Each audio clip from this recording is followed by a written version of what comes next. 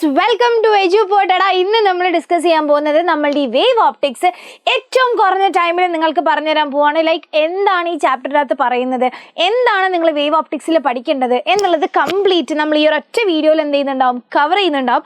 So total നമുക്ക് പഠിക്കാനുള്ള കാര്യങ്ങൾ എന്താണെന്ന് വെച്ച് കഴിഞ്ഞാൽ, ഒന്നാമത് ഇമ്പോർട്ടൻ്റ് ആയിട്ടുള്ളത് Huygens wave theory of light ആണ്. രണ്ടാമത് ഈ ഹൈഗൻസ് വേവ് തിയറി ഉപയോഗിച്ചുകൊണ്ട് റിഫ്ലക്ഷനും റിഫ്രാക്ഷനും പ്രൂവ് ചെയ്യുക എന്നുള്ളതാണ്. ഇത് ചോദിക്കാത്ത ക്വസ്റ്റ്യൻ പേപ്പറേ ഇല്ല കേട്ടോ. പിന്നുള്ളത് ഇൻറ്റർഫറൻസ് ആണ്. പിന്നെ നമുക്ക് യങ്സ് ഡബിൾ സെറ്റ് എക്സ്പെരിമെൻറ്റിൽ കുറച്ച് ഇക്വേഷൻസ് പഠിക്കാനുണ്ട്.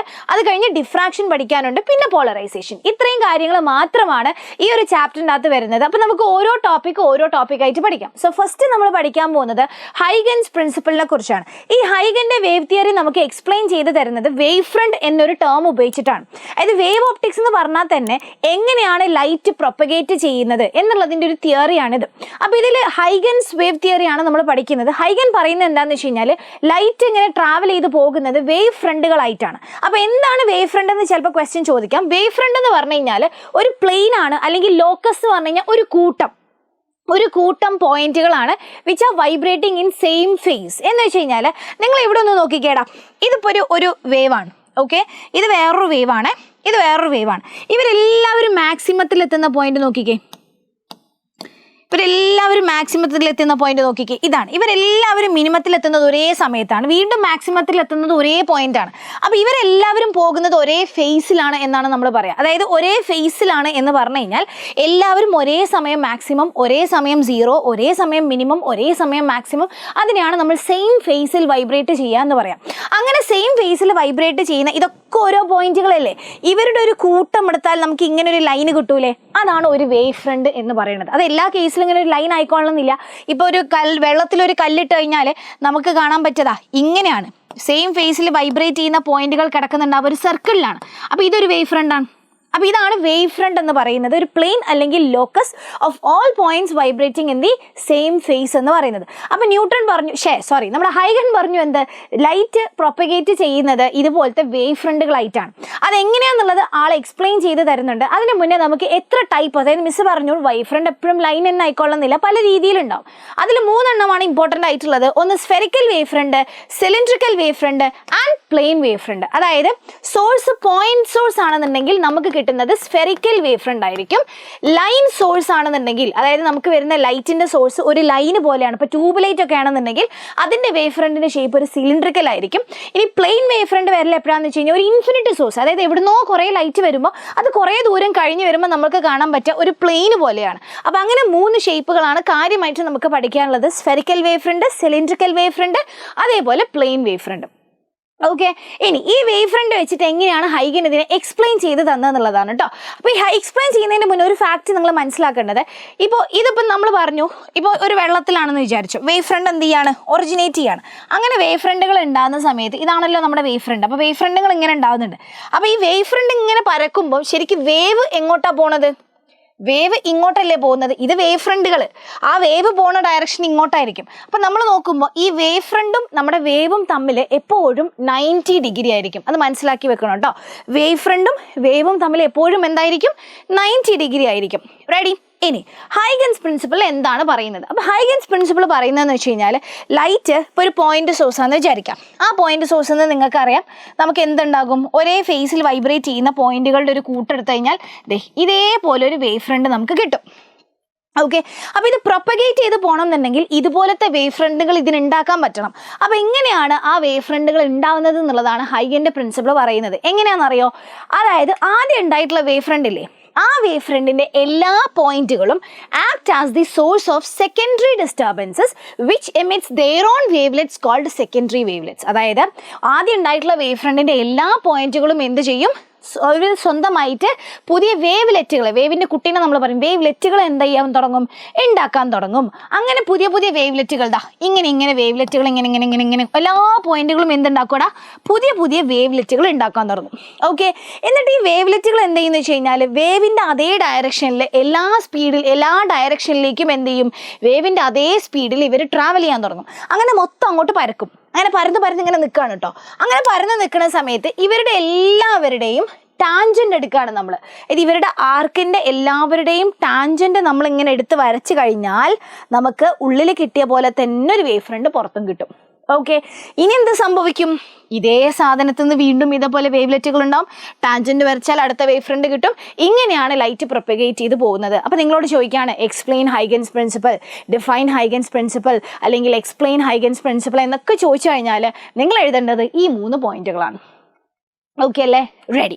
ഇനി ഈ ഹൈഗൻസ് പ്രിൻസിപ്പിൾ ഉപയോഗിച്ചുകൊണ്ട് നമുക്ക് എന്ത് ചെയ്യേണ്ടി വരും? നമ്മുടെ റിഫ്ലക്ഷനും റിഫ്രാക്ഷനും പ്രൂവ് ചെയ്യാൻ ക്വസ്റ്റ്യൻ ചോദിക്കും. വളരെ ഇമ്പോർട്ടൻ്റ് ആണ്. അപ്പം നിങ്ങൾ മനസ്സിലാക്കി വെക്കേണ്ടത് ഇത് ആദ്യം നമ്മൾ പറയാൻ പോകുന്നത് റിഫ്ലക്ഷൻ്റെ പ്രൂഫാണ് കേട്ടോ. എങ്ങനെയാണ് റിഫ്ലക്ഷൻ നമ്മൾ ഹൈഗൻസ് തിയറി ഉപയോഗിച്ചുകൊണ്ട് പ്രൂവ് ചെയ്യുന്നത്? റിഫ്ലക്ഷൻ്റെ കേസിൽ എന്താ സംഭവിക്കാന്ന് വെച്ച് കഴിഞ്ഞാൽ നോക്കിക്കോട്ടോ, നന്നായിട്ട് ശ്രദ്ധിക്കണേ. ആദ്യം ഒരു ലൈറ്റ് റേ വരുന്നു, ഒരു സർഫസ്, നമ്മളൊരു സർഫസ് വരയ്ക്കുന്നു. ഒരു XY എന്നുള്ളൊരു സർഫസിലേക്കാണ് ലൈറ്റ് വന്ന് ഹിറ്റ് ചെയ്യുന്നത്. എന്നിട്ട് നമ്മളൊരു ലൈറ്റ് റേ വരയ്ക്കുന്നു. ആദ്യം ഒരു ലൈറ്റ് റേ വരികയാണ്, എയിലെത്തുന്നു. അതേസമയം വേറൊരു ലൈറ്റ് റേയും കൂടെ വന്നിട്ടുണ്ടായിരുന്നു. പക്ഷേ ഇയാൾ എയിലെത്തുമ്പോഴേക്ക് മറ്റേ ലൈറ്റിന് എവിടെ എത്താൻ പറ്റുള്ളൂ? ബിയിലേ എത്താൻ പറ്റുള്ളൂ. ഓക്കെ അല്ലേ? ഇനി നിങ്ങൾ നോക്കണേ, ഇത് രണ്ടും ലൈറ്റ് റേസ്. ഓക്കെ, ഞാൻ ഇവിടുന്ന് ഇങ്ങോട്ടൊരു പെർപെൻഡിക്കുലർ വരയ്ക്കുകയാണ്. നോക്കണേ, എടാ ഇത് രണ്ടും ലൈറ്റ് റേസ്, അതായത് വേവുകൾ. ഇവർക്ക് പെർപെൻഡിക്കുലർ ആയിട്ടാണ് ആര് നിൽക്കുന്നത്? ഇയാൾ നിൽക്കുന്നത്. അതായത് 90 ഡിഗ്രിയിൽ നമ്മൾ പഠിച്ചിട്ടുണ്ട്. വേവിന് പെർപെൻഡിക്കുലർ ആയിട്ടാണ് ആരുണ്ടാവുക? വേവ് ഫ്രണ്ടുകൾ ഉണ്ടാവുക അല്ലേ? അപ്പോൾ ഈ കിടക്കുന്ന ആളെ നമുക്ക് എന്ത് വിളിക്കാം? ഇൻസിഡന്റ് വേവ് ഫ്രണ്ട് എന്ന് നമുക്ക് വിളിക്കാം. ഓക്കെ, അപ്പോൾ ഇൻസിഡന്റ് വേവ് ഫ്രണ്ട് എന്താണെന്ന് കിട്ടി. ഇനി ഒരു T സമയത്തിന് ശേഷം, ഇത് ഇവർ രണ്ടാളും ഇവിടെ എത്തി നിൽക്കുകയാണ്. ഇനി ഒരു T സമയത്തിന് ശേഷം എന്ത് സംഭവിക്കും? ഈ ബിയിലെത്തിയിട്ടുള്ള ലൈറ്റ് ഇവിടെ എത്തും, B'-ലെത്തും. എയിലുള്ള ആൾ റിഫ്ലക്റ്റ് ചെയ്തിട്ട് A'-ലും എത്തും. ഓക്കെ അല്ലേ? അതൊരു T സമയത്തിന് ശേഷം സംഭവിക്കുന്ന കാര്യമാണ്.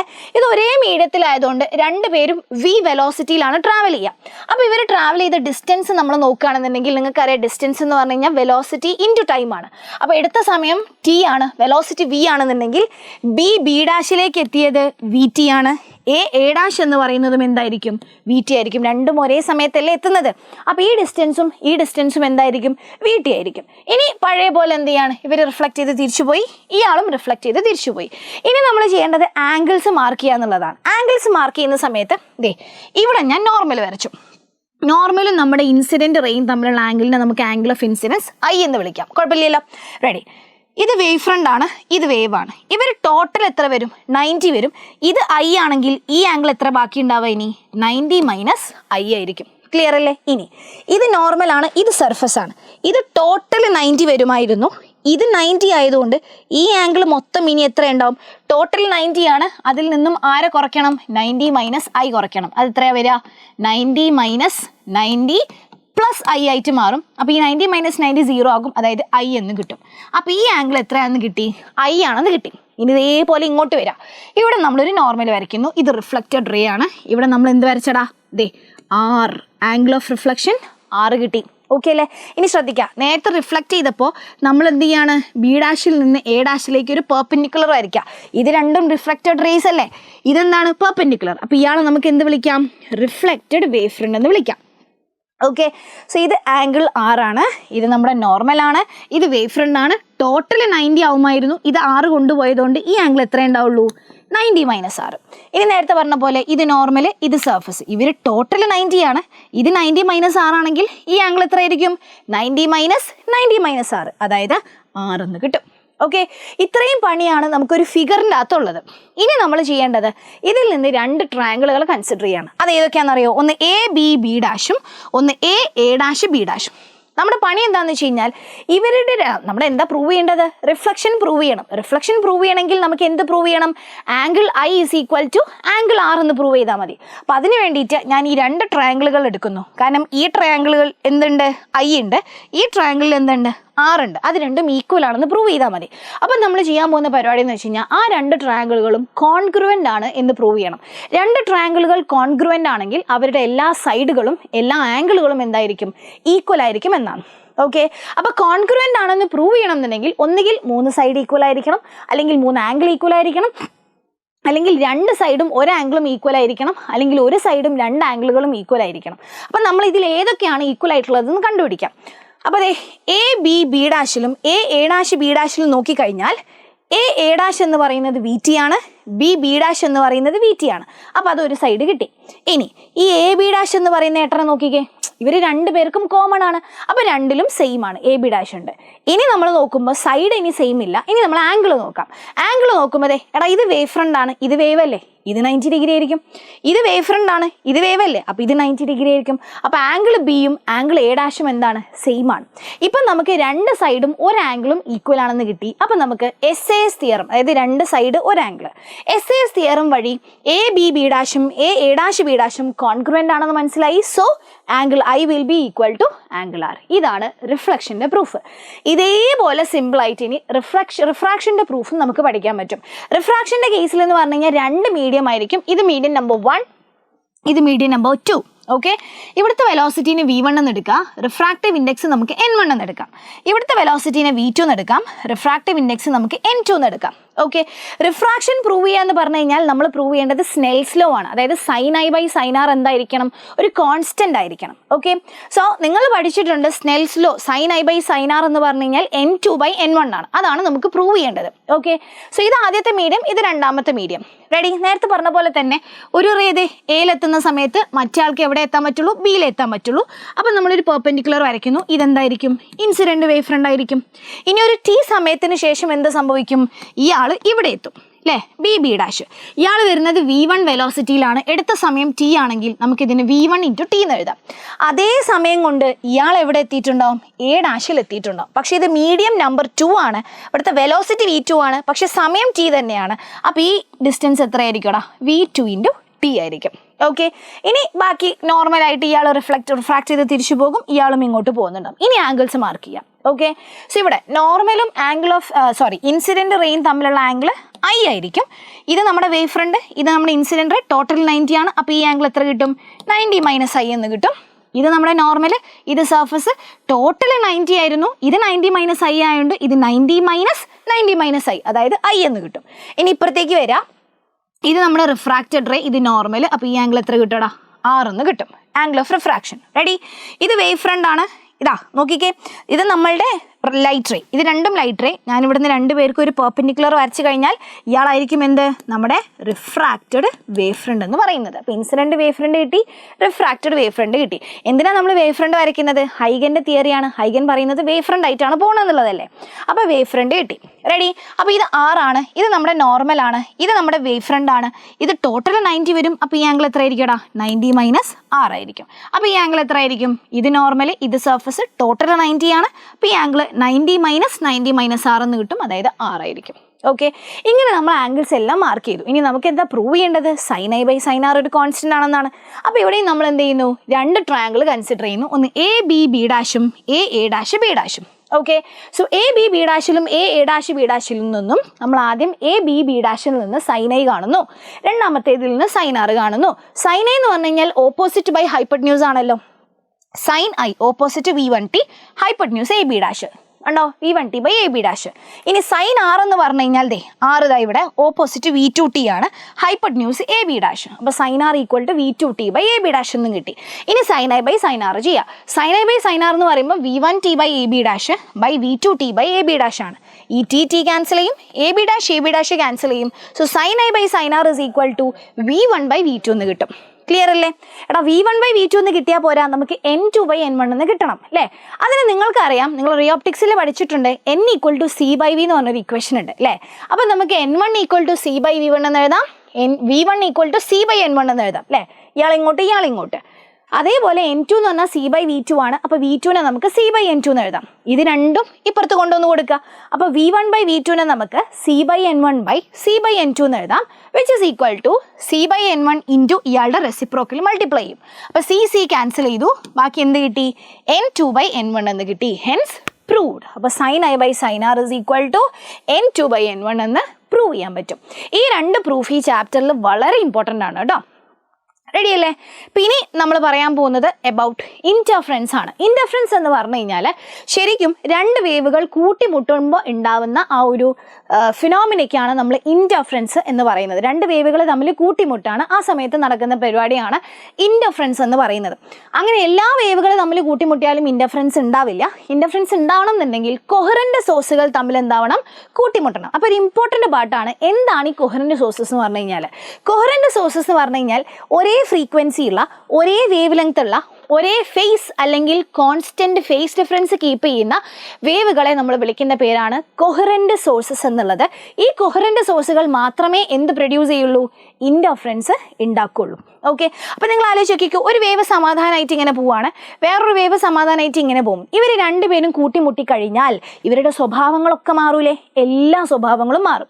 അങ്ങനെ സ്വഭാവങ്ങൾ മാറുന്ന സമയത്ത് ഇവരുടെ ഇൻറ്റൻസിറ്റി മാറും, ആംപ്ലിറ്റ്യൂഡ് മാറും, ഇവരുടെ എന്താ പറയുക, വേവിൻ്റെ സ്പീഡ്, സാധനങ്ങളൊക്കെ മാറുന്നുണ്ടാവും.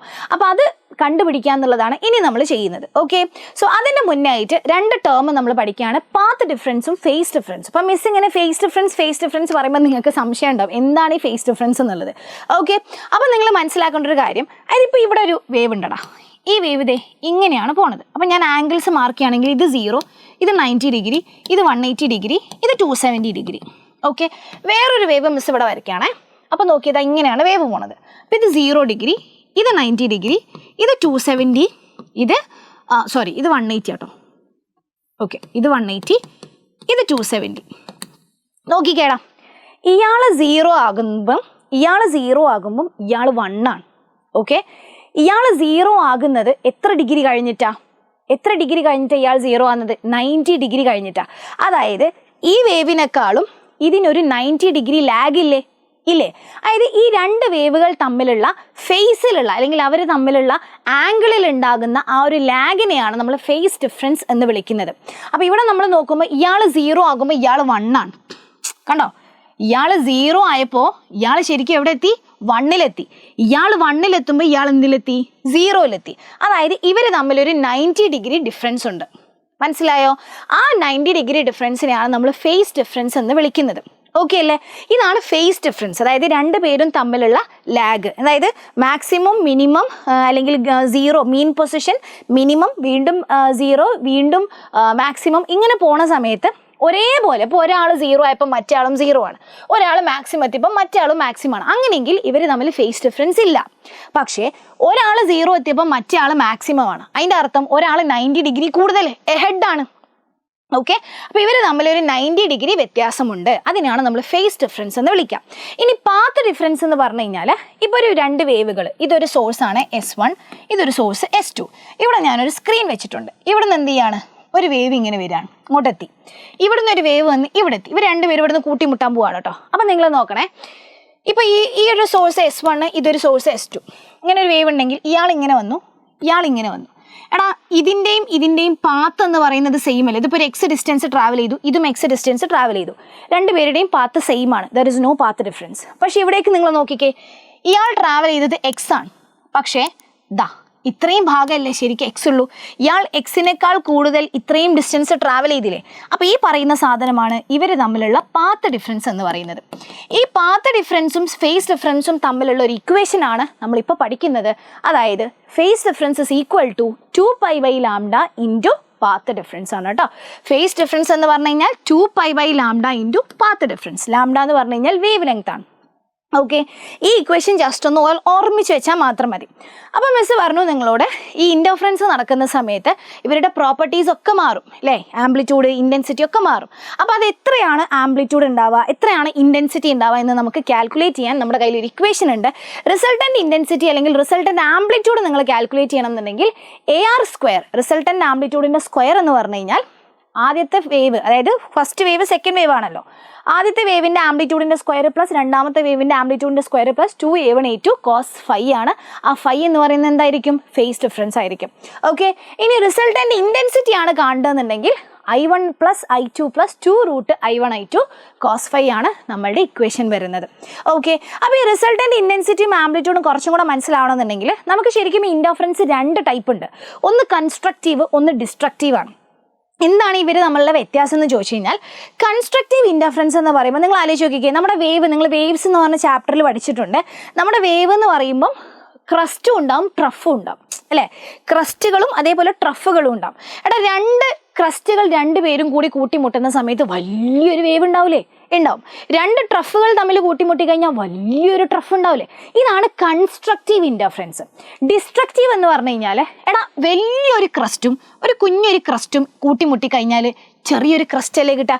അതായത് ഇത്രയും ഭാഗം ഇതിൽ നിന്ന് കട്ട് ചെയ്യും, ബാക്കിയല്ലേ കിട്ടുള്ളൂ. അല്ലെങ്കിൽ ഒരു ക്രസ്റ്റും അതേപോലത്തെ ഒരു ട്രഫും കൂടെ കൂട്ടിമുട്ടി കഴിഞ്ഞാൽ മൊത്തത്തിൽ അങ്ങ് ക്യാൻസൽ ചെയ്ത് 0 കിട്ടൂലേ. സിംപ്ലി പറഞ്ഞു കഴിഞ്ഞാൽ എടാ ഒരു വേവിൻ്റെ ഈ പറയുന്ന സാധനം എന്ന് പറയുന്നത് എന്താ, ആംപ്ലിറ്റ്യൂഡാണ്. അപ്പോൾ ഇങ്ങനെ ആംപ്ലിറ്റ്യൂഡ് ആണെങ്കിൽ സപ്പോസ് ഇതൊരു +4 സെൻറ്റിമീറ്റർ ആണ് ആംപ്ലിറ്റ്യൂഡ്. ഓക്കെ, ഇതിങ്ങനെ പോവുകയാണെങ്കിൽ ഇതൊരു -4 സെൻറ്റിമീറ്റർ എന്നാണ് നമ്മൾ ആംപ്ലിറ്റ്യൂഡിനെ റെപ്രസെൻറ്റ് ചെയ്യുക. രണ്ടും കൂടെ കൂട്ടിമുട്ടി കഴിഞ്ഞാൽ റിസൾട്ടൻ്റ് ആംപ്ലിറ്റ്യൂഡ് എത്രയായിരിക്കും? 4 + -4 എത്രയാ? 0. ഇതാണ് ഡിസ്ട്രക്റ്റീവ് ഇൻറ്റർഫറൻസ്. ഓക്കെ, അതായത് ഇപ്പോൾ ഒരു 4 ഉള്ളൊരു വേവ് ഒരു -2 ഉള്ളൊരു ആളുമായിട്ട് കൂട്ടിമുട്ടി കഴിഞ്ഞാൽ റിസൾട്ടൻ്റ് എത്രയായിരിക്കും? 4 - 2, അതായത് 2 സെൻറ്റിമീറ്റർ. അപ്പോൾ നിങ്ങൾക്ക് 2 ഉള്ള ഒരു കുഞ്ഞി ട്രഫാണ് കിട്ടുക. ഇതിനാണ് ഡിസ്ട്രക്റ്റീവ് ഇൻറ്റർഫറൻസ് എന്ന് വിളിക്കാം. ഓക്കെ, അപ്പോൾ കൺസ്ട്രക്റ്റീവ് ഇൻറ്റർഫറൻസ് നടന്നാൽ അവിടെ amplitude will be maximum, intensity will be maximum. അങ്ങനത്തെ കേസിലാണ് നമ്മൾ കൺസ്ട്രക്ട്. നിങ്ങൾ ആലോചിക്കും വലിയ വേവ് ഉണ്ടാവാണ്, ഒരു ബൾബ് ഇട്ടു അതിൻ്റെ ലൈറ്റ് ഉണ്ട്, വേറൊരു ബൾബ് ഇട്ടു അതിൻ്റെ ലൈറ്റ്, ഇപ്പോൾ രണ്ടും കൂടെ നല്ല ലൈറ്റ് ഉണ്ടാവില്ലേ. അങ്ങനെയാണ് കൺസ്ട്രക്റ്റീവ് ഇൻറ്റർഫറൻസ് നടക്കുക. അപ്പോൾ അവിടെ amplitude will be maximum, intensity will be maximum. അങ്ങനെ ആംപ്ലിറ്റ്യൂഡും ഇൻറ്റൻസിറ്റിയും മാക്സിമം ആവണം എന്നുണ്ടെങ്കിൽ നിങ്ങൾ ഇൻറ്റൻസിറ്റിയുടെയും ആംപ്ലിറ്റ്യൂഡിൻ്റെയും ഇക്വേഷൻ നോക്കുക. ഇവർ രണ്ടുപേരും മാക്സിമം ആവണം എന്നുണ്ടെങ്കിൽ ആര് വിചാരിക്കണം? cos phi വിചാരിക്കണം. cos phi എന്താവണം? മാക്സിമം ആവണം. cos phi എപ്പോഴാണ് മാക്സിമം ആവുക? cos phi = 1 കിട്ടുമ്പോൾ അല്ലേ. cos phi അല്ലെങ്കിൽ cos തീറ്റയുടെ മാക്സിമം വാല്യൂ എത്രയാ? 1. cos phi 1 കിട്ടണം എന്നുണ്ടെങ്കിൽ phi എന്തായിരിക്കണം? 2nπ അല്ലെങ്കിൽ 2nπ. അതിൽ n എന്ന് പറയുന്നത് എന്തായിരിക്കണം? 0, 1, 2, 3 വാല്യൂസ് ആയിരിക്കണം. കഴിഞ്ഞ പ്രാവശ്യമൊക്കെ ക്വസ്റ്റ്യനിൽ ചോദിച്ചിട്ടുണ്ട് കണ്ടീഷൻ ഫോർ കൺസ്ട്രക്റ്റീവ് ഇൻറ്റർഫറൻസ് എന്നുള്ളത്. അപ്പോൾ ഇതാണ് അതിൻ്റെ കണ്ടീഷൻ എന്ന് പറയുന്നത് കേട്ടോ. ഇനി ഡിസ്ട്രക്റ്റിലേക്ക് വരുമ്പം ആംപ്ലിറ്റ്യൂഡ് മിനിമം ആയിരിക്കും, ഇൻറ്റൻസിറ്റി മിനിമം ആയിരിക്കും. cos phi അപ്പോൾ എന്തായി മാറണം? മിനിമം ആയിട്ട് മാറണം. cos phiയുടെ മിനിമം വാല്യൂ എന്ന് പറഞ്ഞു കഴിഞ്ഞാൽ -1 ആണ്. cos phi -1 ആവുന്നത് എപ്പോഴാണ്? 2n + 1 പൈ ആവുന്നത് വേർ n = 0, 1, 2, 3 etc. ക്ലിയർ? ഇതാണ് കൺസ്ട്രക്റ്റീവ് ആൻഡ് ഡിസ്ട്രക്റ്റീവ് ഇൻറ്റർഫറൻസ് എന്ന് പറയുന്നത്. ഈ ഇൻറ്റർഫറൻസ് നമുക്ക് ക്ലിയർ ആയിട്ട് എക്സ്പ്ലെയിൻ ചെയ്ത് തരുന്നത് യങ്സ് ഡബിൾ സ്ലിറ്റ് എക്സ്പെരിമെൻറ്റിലൂടെയാണ്. അപ്പോൾ ഈ യങ്സ് ഡബിൾ സ്ലിറ്റ് എക്സ്പെരിമെൻ്റ് എന്ന് പറഞ്ഞു കഴിഞ്ഞാൽ സിംപ്ലി യങ് എന്ന് പറഞ്ഞൊരു സയൻറ്റിസ്റ്റ് ഒരു ലൈറ്റ് എടുത്തു. ആ ലൈറ്റ് ഒരു സ്ലിറ്റ് ഉണ്ടാക്കി. സ്ലിറ്റ് എന്ന് പറഞ്ഞു കഴിഞ്ഞാൽ ഇപ്പോൾ ഒരു പേപ്പർ എടുത്തിട്ട് നിങ്ങൾ നടുവിൽ ഇങ്ങനെ ഒരു കീറിട്ട് കഴിഞ്ഞാൽ അതിനാണ് സ്ലിറ്റ് എന്ന് പറയുക, അല്ലാതെ ഓട്ടയല്ല. അങ്ങനെ ഒരു കാർഡ്ബോർഡ് എടുത്തിട്ട് ഒരു സ്ലിറ്റ് ഉണ്ടാക്കിയിട്ട് അതിൻ്റെ അകത്തുനിന്ന് ലൈറ്റ് ഇങ്ങനെ വരുവാണ്. ഓക്കെ, എന്നിട്ട് അയാൾ എന്ത് ചെയ്തു? ഒരു മോണോക്രോമാറ്റിക്, ഒരു കൊഹറൻറ്റ് സോഴ്സസ് ആയിട്ടുള്ള മോണോക്രോമാറ്റിക് ലൈറ്റ് സോഴ്സ് എന്ന് നമ്മൾ പറയും. അങ്ങനെ ഒരു ലൈറ്റ് റേ ആണ് എന്ത് ചെയ്യുന്നത്? വരുന്നത്. എന്നിട്ട് ഒരു കാർഡ്ബോർഡ് എടുത്തിട്ട് 2 സ്ലിറ്റുകൾ ഉണ്ടാക്കുന്നു. ഒരു S1 ഒരു S2. ഇങ്ങനെ 2 സ്ലിറ്റ് ഉണ്ടാക്കുമ്പോൾ ഒരു ലൈറ്റ് റേ ഇങ്ങനെ വന്നു. ഓക്കെ, ആ ലൈറ്റ് റേ 2 സ്ലിറ്റുകളിലൂടെ പുറത്തേക്ക് വരാൻ പോവാണ്. അപ്പോൾ ഇവിടുന്നും കുറച്ച് ലൈറ്റ് വരും, ഇവിടുന്നും കുറച്ച് ലൈറ്റ് വരും. നിങ്ങൾ ആലോചിച്ച് നോക്കിക്കേ, ഇതിങ്ങനെ വരുന്ന സമയത്ത് രണ്ടും കൂടെ കൂട്ടിമുട്ടൂലേ? അങ്ങനെ കൂട്ടിമുട്ടുമ്പോൾ നമ്മൾ കാണുന്ന ഫിനോമിനയാണ് ഇൻറ്റർഫറൻസ്. ഓക്കെ, അപ്പോൾ ആ കൂട്ടിമുട്ടുമ്പോൾ നമ്മൾ കണ്ടത് എന്താണെന്ന് വെച്ച് കഴിഞ്ഞാൽ ഇതറിയാൻ വേണ്ടിയിട്ട് അയാൾ അവിടെ ഒരു സ്ക്രീൻ വെച്ചു. സ്ക്രീൻ വെച്ചപ്പോൾ ആൾ കണ്ടത് എന്താണെന്നറിയോ? ഓൾട്ടർനേറ്റ് ആയിട്ട് ഇവിടെ ഒരു ബ്രൈറ്റ്, ഇവിടെ ഒരു ഡാർക്ക്, ഇവിടെ ഒരു ബ്രൈറ്റ്, ഇവിടെ ഒരു ഡാർക്ക്. ഇങ്ങനെയാണ് അയാൾ ഫ്രിഞ്ചസ് എന്നാണ് നമ്മൾ പറഞ്ഞത്. അതായത് ഒരു ഡാർക്ക്, ഒരു ബ്രൈറ്റ്, ഒരു ഡാർക്ക്, ഒരു ബ്രൈറ്റ്. അതെന്തായിരിക്കും? ഒരു കൺസ്ട്രക്റ്റീവ്, ഒരു ഡിസ്ട്രക്റ്റീവ്, ഒരു കൺസ്ട്രക്റ്റീവ്, ഒരു ഡിസ്ട്രക്റ്റീവ്. ഇങ്ങനെയുള്ള ഫ്രിഞ്ചുകളാണ് ആളെന്ത് ചെയ്തത്? ഒബ്സർവ് ചെയ്തത്. അപ്പോൾ ഈ പാട്ടിൽ നമുക്ക് പഠിക്കാനുള്ള എന്താണെന്ന് വെച്ച് കഴിഞ്ഞാൽ ഈ ഫ്രിഞ്ച് കണ്ട സമയത്ത് നിങ്ങൾ ആലോചിച്ച് നോക്കിക്കേ, ഇതാ ഇവിടുന്ന് ഒരു ലൈറ്റർ ഇവിടെ വന്നു, ഇവിടുന്ന് ഒരു ലൈറ്റർ ഇങ്ങോട്ട് വന്നു. മിസ് നേരത്തെ നിങ്ങളോട് പറഞ്ഞു ഇവർ തമ്മിലുള്ള പാത്ത് ഡിഫറൻസ് എത്രയായിരിക്കും? 0 ആയിരിക്കും. ഇങ്ങനെ പാത്ത് ഡിഫറൻസ് 0 ആയിട്ട് വരുന്ന ആ ഫ്രിഞ്ച് ഉണ്ടല്ലോ, ഇതിനെ നമ്മൾ വിളിച്ച പേരാണ് സെൻട്രൽ മാക്സിമ. ആരാണ്? Central maxima. ഈ സെൻട്രൽ മാക്സിമയുടെ പ്രത്യേകത എന്താണെന്ന് വെച്ച് കഴിഞ്ഞാൽ നമ്മളിനി ഇവിടുത്തെ ബ്രൈറ്റ് ഫ്രിഞ്ചുകളിലേക്കുള്ള ഡിസ്റ്റൻസും ഡാർക്ക് ഫ്രിഞ്ചുകളിലേക്കുള്ള ഡിസ്റ്റൻസൊക്കെ നമ്മൾ കാണും. അങ്ങനെ കാണുന്ന സമയത്ത് ഇതൊരു റെഫറൻസ് പോയിന്റ് ആണ്. അതായത് ഇതാണ് കുടുംബത്തിലെ 600. മൂപ്പടിൻ്റെ അടുത്തു നിന്നാണ് നമ്മൾ ഈ ഡിസ്റ്റൻസ് മെഷർ ചെയ്യുന്നത്. അതായത് സെൻട്രൽ മാക്സിമയിൽ നിന്നും ഇത്ര ദൂരത്തിലാണ് 4ാമത്തെ ബ്രൈറ്റ് ഫ്രിഞ്ച് കിടക്കുന്നത്, അല്ലെങ്കിൽ സെൻട്രൽ മാക്സിമയിൽ നിന്നും ഇത്ര ദൂരത്തിലാണ് ഒരു 5ാമത്തെ ഡാർക്ക് ഫ്രിഞ്ച് കിടക്കുന്നത്. അതാണ് സെൻട്രൽ മാക്സിമ. അപ്പോൾ സെൻട്രൽ മാക്സിമ എവിടെ ഉണ്ടാകുന്നത്? പാത്ത് ഡിഫറൻസ് 0 ഉള്ള സ്ഥലത്താണ് സെൻട്രൽ മാക്സിമ ഉണ്ടാവുക. ബ്രൈറ്റ് ഫ്രിഞ്ച് ആയിരിക്കും, കൺസ്ട്രക്റ്റീവ് ഇൻറ്റർഫറൻസ് ആയിരിക്കും നടന്നിട്ടുണ്ടാവുക. ഇനി നമ്മൾ പറയാൻ പോകുന്നത് ബ്രൈറ്റ് ഫ്രിഞ്ചുകളിലേക്കുള്ള ഡിസ്റ്റൻസ് നമുക്ക് എങ്ങനെ കാണാം. ആ ഡിസ്റ്റൻസ് കാണാനുള്ള ഇക്വേഷനാണ് n λ/d എന്ന് പറയുന്നത്. ഇതിൽ n എന്ന് പറഞ്ഞു കഴിഞ്ഞാൽ പൊസിഷൻ ഓഫ് ഫ്രിഞ്ച്. ഇത് 1ാമത്തേതാണെങ്കിൽ 1 λ/d/d, 2ാമത്തെ ആണെങ്കിൽ 2 λ/d/d, 3ാമത്തെ ആണെങ്കിൽ 3 λ/d/d. അതാണ് n എന്ന് പറയുന്നത്. ലാംഡ എന്ന് പറഞ്ഞു കഴിഞ്ഞാൽ നമ്മൾ ഉപയോഗിച്ച ലൈറ്റിൻ്റെ വേവ് ലെങ്ത് ആണ്. ക്യാപിറ്റൽ D എന്ന് പറഞ്ഞു കഴിഞ്ഞാൽ ഇത് നോക്കിക്കേ, ഇത് നമ്മുടെ സ്ലിറ്റുകൾ, ഇത് നമ്മുടെ സ്ക്രീന്, ഇവർ തമ്മിലുള്ള ഡിസ്റ്റൻസ് ആണ് ക്യാപിറ്റൽ ഡി എന്ന് പറയുന്നത്. ഓക്കെ, സ്ലിറ്റുകളും സ്ക്രീനും തമ്മിലുള്ള ഡിസ്റ്റൻസ്. ഇനിയുള്ളത് സ്മോൾ ഡി ആണ്. ഓക്കെ, ഇനിയുള്ളത് സ്മോൾ ഡി ആണ്. സ്മോൾ ഡി എന്ന് പറഞ്ഞു കഴിഞ്ഞാൽ ഇവിടെ ഒരു സ്ലിറ്റും ഇവിടെ ഒരു സ്ലിറ്റും ആണല്ലോ, ഇവർ തമ്മിലൊരു ഡിസ്റ്റൻസ് ഉണ്ടാവില്ലേ, അതാണ് സ്മോൾ ഡി എന്ന് പറയുന്നത്. ഓക്കെ, സ്ലിറ്റ് വിഡ്ത്തിനെയാണ് നമ്മൾ സ്മോൾ ഡി എന്ന് വിളിച്ചത്. ക്യാപിറ്റൽ ഡി എന്ന് പറഞ്ഞു കഴിഞ്ഞാൽ സ്ലിറ്റും സ്ക്രീനും തമ്മിലുള്ള ഡിസ്റ്റൻസ് ആണ്. ഓക്കെ അല്ലേ? ഇനി നമുക്ക് ഡാർക്ക് ഫ്രിഞ്ചിലേക്കുള്ള ഡിസ്റ്റൻസ് കാണാനുള്ള ഇക്വേഷൻ ആണ്.